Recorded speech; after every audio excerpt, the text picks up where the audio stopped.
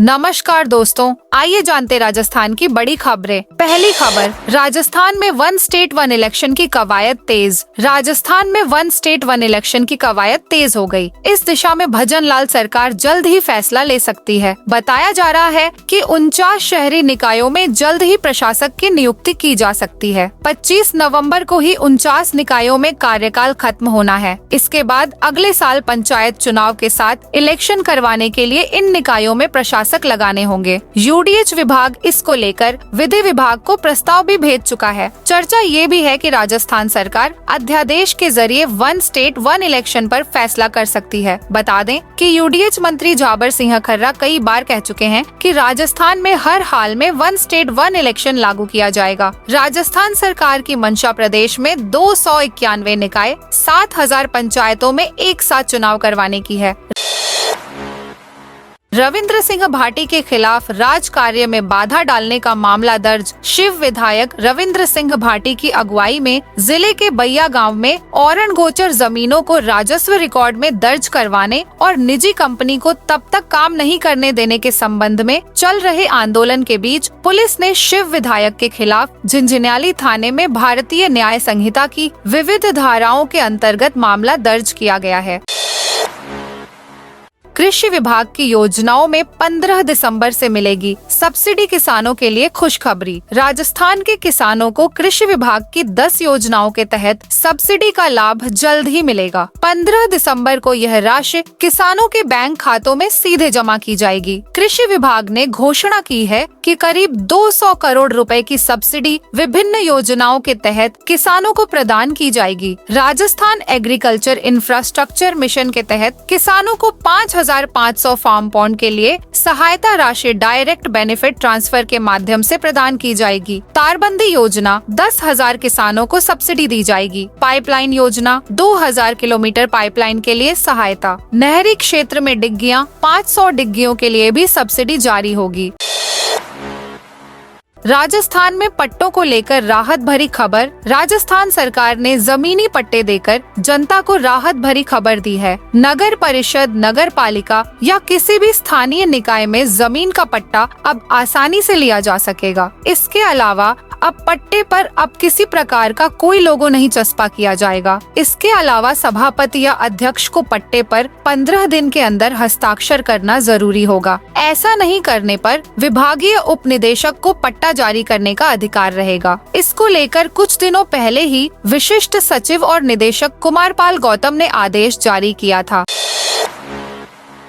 Pensioners को 31 दिसंबर तक करवाना होगा सत्यापन। सवाई माधोपुर जिले में सामाजिक सुरक्षा पेंशनधारी 31 दिसंबर तक भौतिक सत्यापन करवाया सकेंगे। जिले में कुल 1,66,319 पेंशनर्स सामाजिक सुरक्षा पेंशन योजना के तहत पेंशन का लाभ प्राप्त कर रहे हैं, जिसमें से करीब 35,000 पेंशनर्स ने भौतिक सत्यापन करवा लिया है। सामाजिक न्याय एवं अधिकारिता विभाग उप निदेशक गौरीशंकर मीणा से बताया, सामाजिक सुरक्षा पेंशन योजना में पेंशन ले रहे बुजुर्ग, विधवा एवं विशेष योग्यजन व्यक्तियों को पेंशन सुचारू रखने के लिए 31 दिसंबर 2024 तक भौतिक सत्यापन करवाना होगा। प्रदेश में 13 लाख हेक्टेयर फसलों में खराबा। इस साल जमकर हुई बरसात और बाढ़ से राज्य में खरीफ सीजन में फसलों को बड़ी मात्रा में नुकसान हुआ। राज्य में 4,48,75,000 नवासी खसरों और 13,01,055 हेक्टेयर में फसल खराबा हुआ। यह आंकड़ा सामने आया है राज्य में 413 तहसीलों में 9,747 पटवारियों, 2,703 गिरदावरों द्वारा की गई फसल गिरदावरी में। अजमेर में 17,42,793 खसरों की गिरदावरी हुई। राज्य में सर्वाधिक नुकसान अजमेर में हुआ। जिले में 1,96,944 हेक्टेयर में फसल खराबा हुआ। इसका बड़ा कारण औसत से 1.5 गुना हुई बारिश तथा आना सागर और फॉयसागर के ओवरफ्लो पानी ने अजमेर के शहरी तथा ग्रामीण क्षेत्र में जमकर तबाही मचाना माना जा रहा है। नुकसान के मामले में जोधपुर दूसरे स्थान पर रहा। झुंझुनू में सबसे कम नुकसान आंका गया। 12 में 66.5 9.21 हेक्टेयर, अलवर में 9.98 तथा झुंझुनू में सबसे कम 3.60 हेक्टेयर में ही नुकसान हुआ। श्री गंगानगर में सर्वाधिक 46,76,025 खसरों में गिरदावरी हुई। यहाँ 411.35 हेक्टेयर में फसलों को नुकसान हुआ। चूरू में 230.28, उदयपुर में 994.23, प्रतापगढ़ में 696.92, दौसा में 451.44, सीकर में 130.31 तथा सिरोही में 158.49 हेक्टेयर में ही फसल खराबा हुआ। गजेंद्र सिंह शेखावत बोले, इंदिरा गांधी स्वर्ग से आ जाएं तो भी धारा 370 दोबारा लागू नहीं होगी। केंद्रीय मंत्री गजेंद्र सिंह शेखावत ने अनुच्छेद 370 को लेकर विपक्ष पर तीखा हमला बोला। उन्होंने कहा कि अनुच्छेद 370 इस देश में अलगाव का बीज था, जड़ थी, देश के मस्तक पर एक काले टीके के समान था, जिसको पीएम नरेंद्र मोदी और अमित शाह के नेतृत्व ने जमीन दोज करते हुए दफन कर दिया। जैसा गृह मंत्री जी ने चुनाव की रैली को संबोधित करते हुए कहा, स्वयं इंदिरा गांधी स्वर्ग से लौटकर वापस यदि आ जाएं, तो भी अनुच्छेद 370 वापस देश में लागू नहीं होगा। गुलामुद्दीन को मुंबई लेकर गई जोधपुर पुलिस। अनीता चौधरी कांड में गुलामुद्दीन को पुलिस सड़क मार्ग से मुंबई लेकर रवाना हुई है। यहाँ उसे उन जगहों पर ले जाया जाएगा जहाँ उसने फरारी काटी। इसके साथ ही वापस लाने के बाद उससे पॉलीग्राफ टेस्ट भी करवाएगी। बताया जा रहा है कि वह गिरफ्तारी के बाद से लगातार बयान बदल रहा था। वहीं परिजन अपनी मांगों पर अड़े हैं। पोस्टमार्टम के बाद भी शव का अंतिम संस्कार नहीं हो पाया है। मामले के जांच अधिकारी सरदारपुरा SHO दिलीप सिंह के अस्वस्थ होने के चलते जांच अधिकारी बदला गया है। मामले की जांच अब ADCP सिकाऊ सुनील के पंवार को सौंपी गई है। 7 दिन की रिमांड अवधि पूरी होने के बाद उसे फिर से कोर्ट में पेश किया गया, जहां से कोर्ट ने दोबारा 7 दिन का रिमांड दिया गया है। राजस्थान में बदलेगा हवा का पैटर्न, बढ़ेगी सर्दी। पहाड़ी इलाकों में बर्फबारी का असर अब राजस्थान के मौसम पर भी पड़ने लगा है। पिछले 1 सप्ताह से सर्दी धीमी गति से बढ़ रही थी और अब सर्दी का दायरा और बढ़ेगा। कारण है कि 2 दिन बाद से अब राजस्थान उत्तरी हवाओं की जद में रहेगा। ऐसे में बर्फीली हवाओं का असर जिलों में देखने को मिलेगा। इससे राजस्थान के कई जिलों में 2 से 3 डिग्री और रात के पारे में गिरावट होगी। शेखावाटी इलाकों में सर्दी का असर बढ़ेगा। रविवार को सीकर, झुंझुनू, नागौर और जोधपुर सहित कई जिलों में कोहरा छाया, जिससे जनजीवन प्रभावित रहा। वहीं राजधानी जयपुर और उसके आसपास के जिलों में रात में तापमान गिरने लगा है। सुबह भी हल्की धुंध का असर देखा जा रहा है। सबसे कम न्यूनतम तापमान माउंट आबू में 9.4 डिग्री दर्ज किया गया। इसके अलावा 11 शहरों का तापमान 15 डिग्री से कम दर्ज किया गया।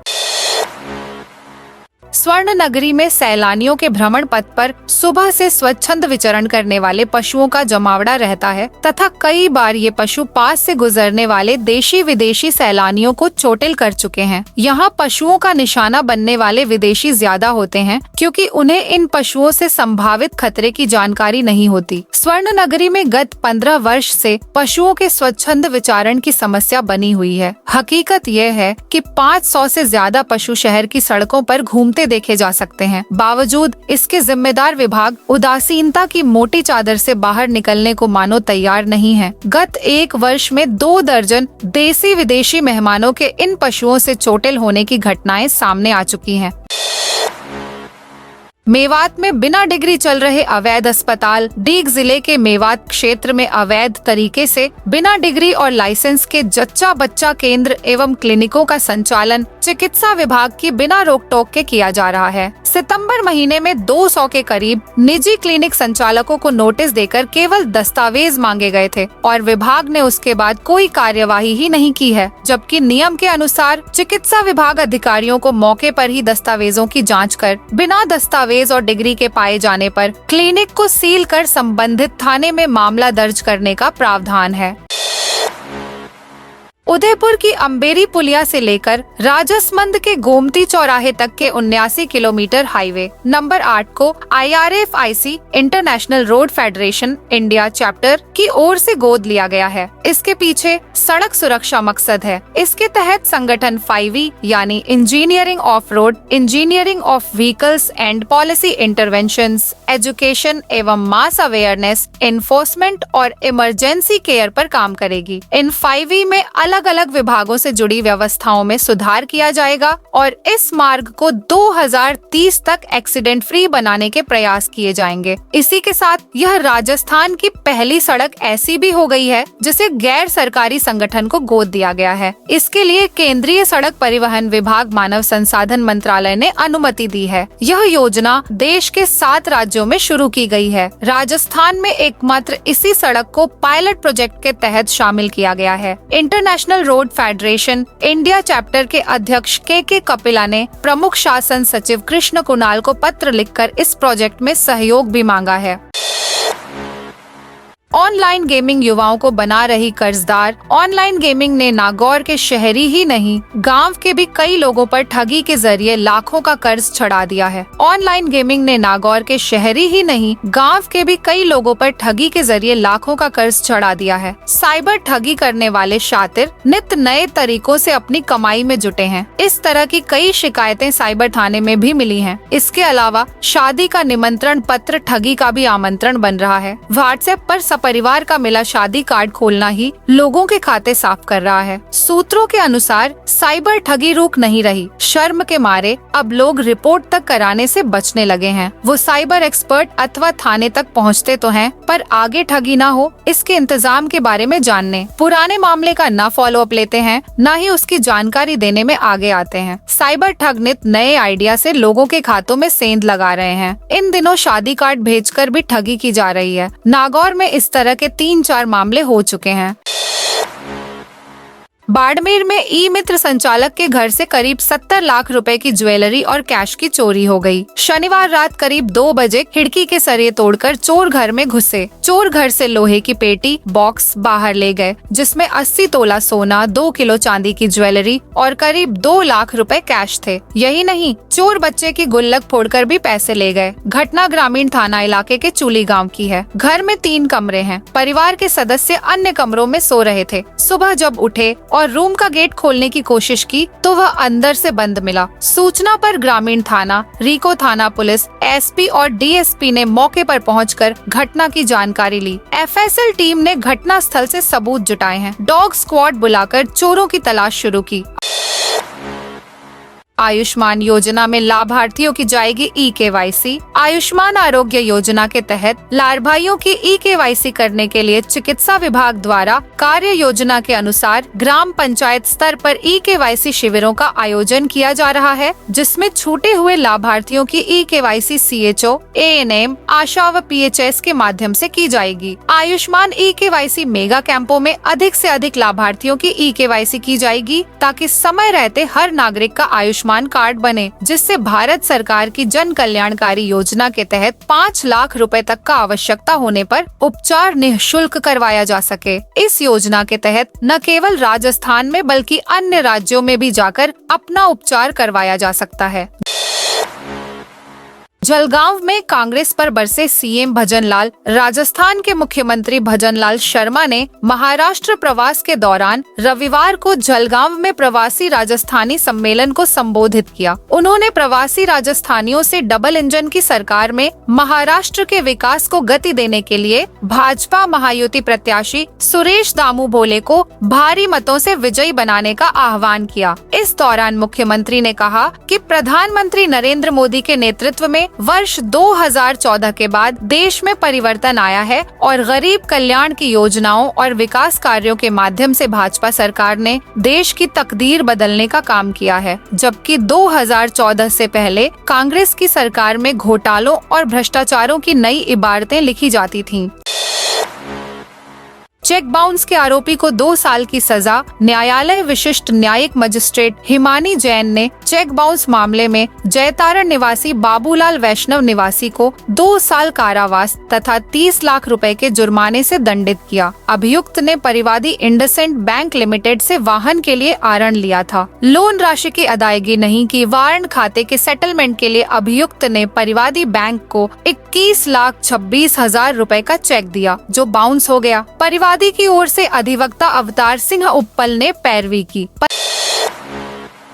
15 दिन में मार्केट से गायब हुआ सर्दियों का मेवा। चित्तौड़गढ़ में लगातार 2 सालों से दुर्ग पर लगे सीताफल मौसम की मार झेल रहे हैं। पहले बेमौसम बरसात और बाद में नवंबर में तेज धूप के कारण सीताफल की पैदावार इस बार कम हुई है। इतना ही नहीं, सर्दियों का मेवा कहे जाने वाला यह फल 1 महीना भी मार्केट में नहीं टिक पाया। प्रोडक्शन कम होने के कारण ठेका काफी सस्ता गया है। ठेका सस्ता होने के कारण सीताफलों की बाजार रेट सामान्य ही रही है। बड़े साइज के सीताफल कम आए हैं, ऐसे में उनके दाम बढ़ाकर बेचे जा रहे हैं। इस बार दुर्ग के सीताफलों की डिमांड दिल्ली, गुजरात और यूपी तक रही है।